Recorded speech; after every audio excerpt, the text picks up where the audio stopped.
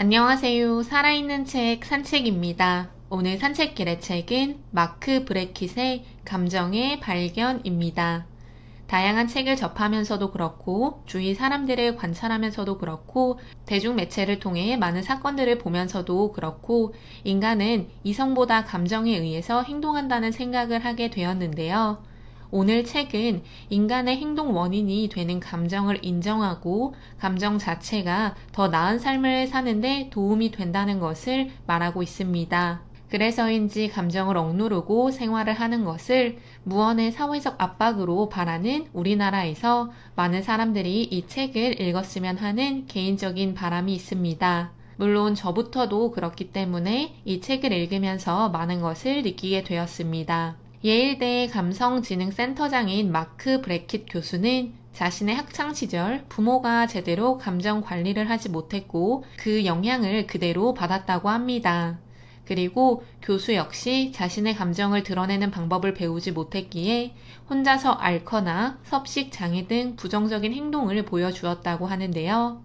마크 브레킷 교수의 사례가 아니더라도 우리가 보는 아이들, 청소년들, 성인들을 보면 자신의 감정을 제대로 알아차리지 못하고 알아차리더라도 자신의 감정을 제대로 표현하지 못하기에 폭력적인 행동을 하거나 이해할 수 없는 행동을 하는 경우가 비일비재합니다. 번역된 책을 읽으면 우리나라의 문화를 담지 못해 책 내용 중에서 이해할 수 없거나 우리나라와 조금 다르다라는 생각을 하는 경우가 있는데 이 책은 그런 이질감을 느끼지 못했습니다.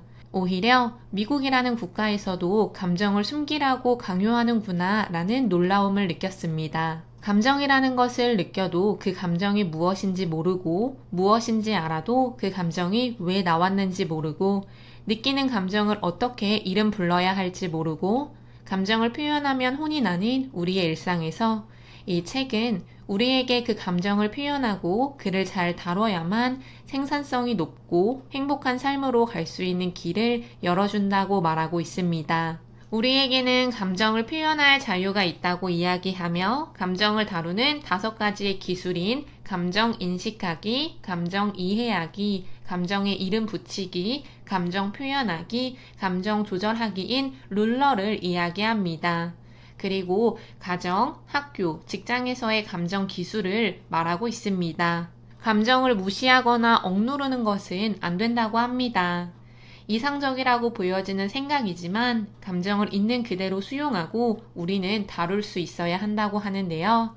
앞으로는 그런 감정, 감성을 다루는 능력이 더욱 중요해진다고 책에서 지속적으로 말하고 있습니다. 학습과 감정의 상관관계, 감정과 의사결정의 관계, 감정과 대인관계의 상관관계, 건강과의 관계, 감정과 창의성의 상관관계 등의 연구만 보더라도 감성지능이 높은 아이가 학습 성취도가 높다는 것, 감정을 잘 다루는 리더가 효과적인 의사결정을 한다는 것 등의 결과는 우리에게 감정을 잘 다루는 것이 얼마나 중요한지를 이야기해주고 있습니다. 또한 긍정적인 감정이 좋은 것이고 부정적인 감정이 나쁜 것은 아니라고 합니다. 모두 감정으로서 인정받아야 하며 책에 나오는 감정을 색으로 표현한 무드 미터에는 여러 감정들이 나와 있으면서 내가 어떤 감정을 느끼고 있는지를 파악하는 것을 도와줄 수 있다고 합니다. 부정적인 감정을 느끼는 것도 당연하다고 하는데요. 불안은 주의를 기울이게 해서 상황을 개선시키게 할 수도 있고 분노는 강력한 일의 동기가 될 수도 있다고 합니다. 뿐만 아니라 감정은 문화, 사회, 환경, 맥락, 성, 고정관념, 성격 등에 따라 달라지게 된다고 하는데요. 잘 알고 있는 것처럼 감정을 억눌러야 한다고 배우는 집단에서는 그렇지 않은 집단보다 감정 표현을 하지 못한다고 합니다. 감성지능이라는 획기적인 논문을 발표한 피터 셀러베이와 존 메이어에 따르면 우리는 모두 감성 능력을 가지고 있으며 우리의 삶은 대부분 감정의 영향을 받는다고 합니다. 저 역시 이성적으로 생각하려고 하더라도 감정의 영향을 받는 것은 어쩔 수 없다고 느끼는데요. 안젤라 더크워스가 이야기한 진정으로 장기적인 목표를 향해 나아가기 위한 끈기와 열정인 그릿 역시 결국은 감정 조절을 할 수 있어야만 달성할 수 있다고 합니다. 저자는 우리 모두가 감정과학자가 되어야 한다고 말하는데요. 감성 능력, 감정 능력은 습득되는 것이고 우리는 그 방법을 이 책에서 제시하는 5가지로 배울 수 있다고 합니다. 감정 심판자가 아니라 감성 능력을 학습할 수 있다고 믿는 감정과학자가 되어야 하며, 감정과학자는 가치 판단을 하지 않으며 어떤 감정이 옳고 그른지, 유해한지에 대한 의견을 제시하지는 않는다고 합니다. 단지 감정에 대한 호기심과 경청, 배우려는 욕구가 있을 뿐이라고 합니다. 앞서 언급했던 감정을 다루는 기술인 5가지는 감정 인식하기, 감정 이해하기, 감정 이름 붙이기, 감정 표현하기, 감정 조절하기로 구성되어 있습니다. 먼저 감정 인식하기는 나 또는 타인이 가지는 감정을 명확하게 인식해야 그 후의 대처도 올바르게 되기 때문에 중요한 단계라고 합니다. 책에서는 제임스 러셀 교수가 개발한 원형 감정 모형을 토대로 제작한 무드미터를 이야기하고 있는데요. 쾌적함과 활력 2가지를 4분변의 X와 Y축으로 해서 빨강, 노랑, 파랑, 초록의 색상으로 기분을 표현한 그림입니다. 직접 찾아보시면 좋겠습니다.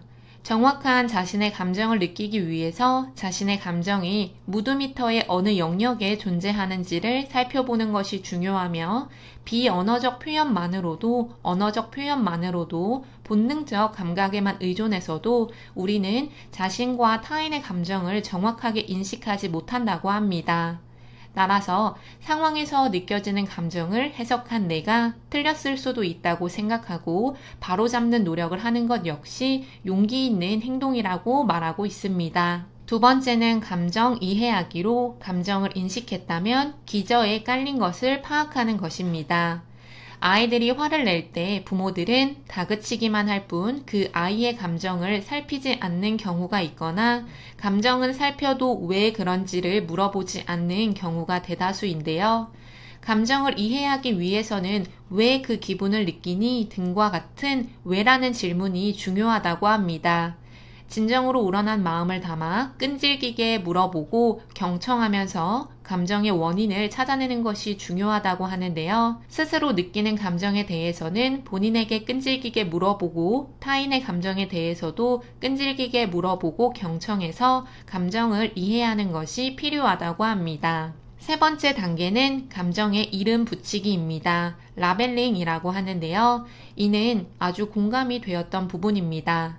자신이 생각하는 것을 말로 표현하는 것이 진정으로 자신의 생각을 파악하고 이해하고 알고 있는 것이라고 이야기하는 것처럼, 감정 역시 이름을 붙여야지만 그 감정의 실체가 드러난다고 하는데요. 눈에 보이지 않는 것의 실체가 드러난다면 당연히 잘 대처할 수 있다고 합니다. 책에서는 감정에 이름을 붙였을 때 부정적 감정을 느끼면 활성화되는 뇌 속 편도체 활동이 감소하고, 감정을 조절하는 우측, 보괴측, 전전두 피질이 눈에 띄게 활성화된다는 사실을 이야기하며 3번째 단계의 근거를 제시해주고 있습니다. 또한 감정 어휘를 많이 알수록 자신과 타인을 이해하게 되고 그로 인해서 의사소통도 원활하게 된다고 책에서는 말하는데요.